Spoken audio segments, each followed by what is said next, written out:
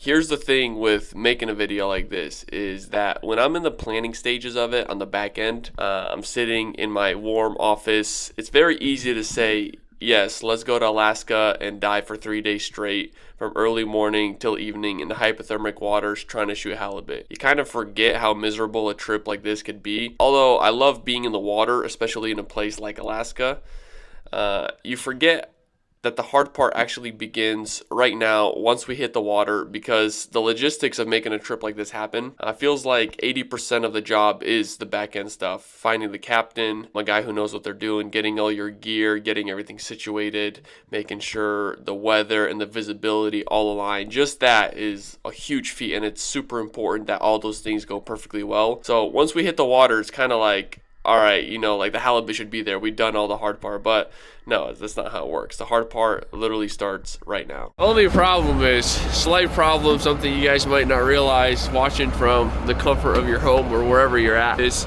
it's extremely cold in there, especially the kind of diving we're doing. About an hour in, I was like, oh man, it's gonna be a long couple days.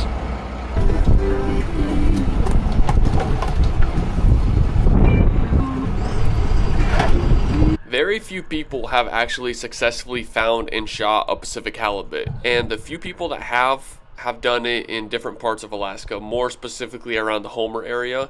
I actually, and I totally could be wrong on this, but I actually don't know of anyone who shot a halibut in Sitka. And here's the thing, Mikey, the owner of the boat, he catches giant halibut all the time, and he has an idea of where they like to hang out and what type of chum brings them in, but he's never taken divers out. And although spearfishing and fishing may seem like a similar sport, they're completely different when it comes to the approach of how you approach fish. And the fact that we don't know of anyone else who shot one in this area, we can't make a call and be like, yo, where are the spots? We're going in this thing kind of blind, and it was very much like a maiden voyage for our halibut virginity. We would drop to about 75-ish feet and then just scan the bottom from there, because luckily for us, visibility was really good. In some areas it got worse, but for example, like right now, this is great visibility. We're seeing like 30 feet underwater, which means that even if it's 90 feet deep, you could drop to about 70 and get a good perspective of what's happening, because obviously halibut have incredibly good camouflage. They blend in with the sand really well, and even on top of rocks.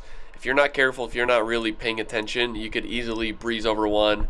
And I mean, that's worst case scenario for being all the way here, putting all this effort and just breezing right past the halibut because you're not paying attention.